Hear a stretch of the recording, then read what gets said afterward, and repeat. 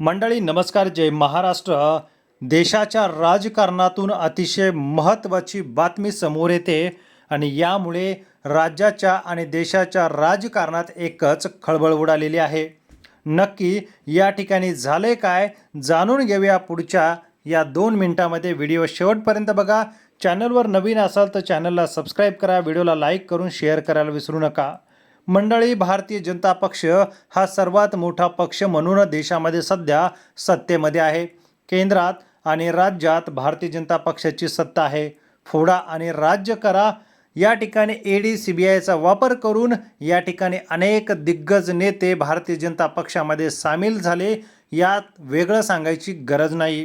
या ठिकाणी भारतीय जनता पक्ष म्हणजे या ठिकाणी चारित्र्याचं वॉशिंग मशीन असल्याचीही टीका त्यांच्यावरती वारंवार केली जाते. यामुळे भारतीय जनता पक्षासाठी ही महत्त्वाची बातमी समोर येते.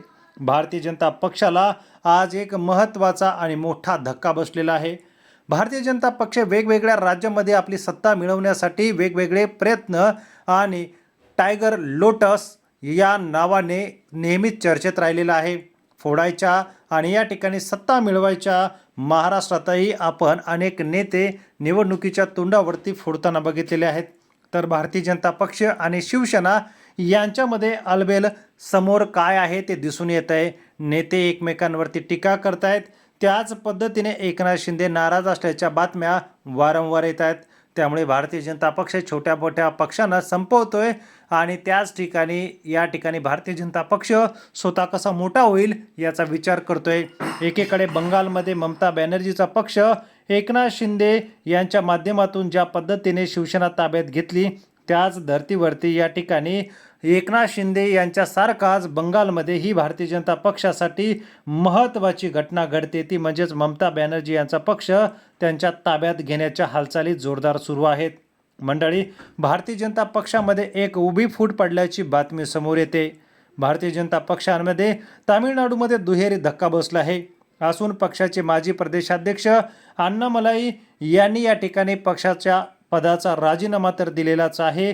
मात्र या ठिकाणी अण्णामलाई यांच्यासोबत प्रदेश अध्यक्ष, प्रदेश उपाध्यक्ष, सचिव यांनीही पदाचा राजीनामा दिलेला आहे. करुणा नागराजन आणि प्रदेश सचिव सुमती वेंकटेशन यांनी आपल्या पदाचा राजीनामा दिलेला आहे. मंडळी, त्यामुळे भारतीय जनता पक्षाला तामिळनाडूमध्ये दुहेरी धक्का बसल्याचं बोललं जात आहे. एकीकडे तामिळनाडूमध्ये विजय थालापती यांनी सरकार स्थापन केलेलं आहे, तर दुसरीकडे IPS अधिकारी अण्णामलाई यांच्या माध्यमातून भारतीय जनता पक्षाने अनेक डावपेच आखले.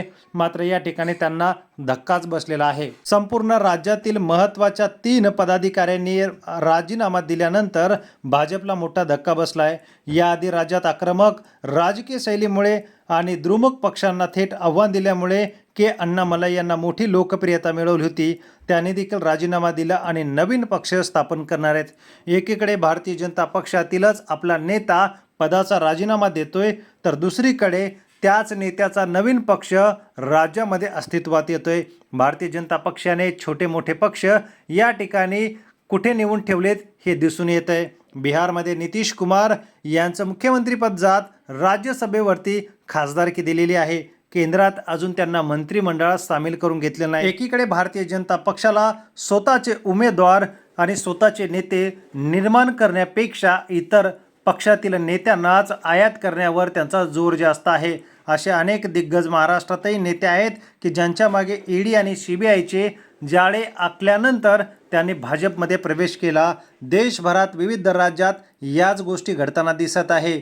एकीकडे सत्ता समीकरण बघता भारतीय जनता पक्ष दबावाचं राज करून पक्ष वाढवत आहे. पक्ष अशा पद्धतीने वाढवणं भारतीय जनता पक्षाला भविष्यामध्ये डोईजड जाणार आहे का? लोकांच्या प्रतिक्रिया काय आहेत ते भारतीय जनता पक्ष लक्ष देत नाही का? आपल्या कमेंट करा. चॅनलला सबस्क्राईब करायला विसरू नका. धन्यवाद. जय महाराष्ट्र.